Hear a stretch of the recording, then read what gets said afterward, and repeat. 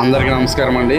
మరి ఈరోజు ఇండిగల వీరాంజనేయులు గారి పెద్ద కార్యక్రమం కారణంగా బంధుమిత్రులకి భోజనాలు పెట్టుకోవడం జరిగింది.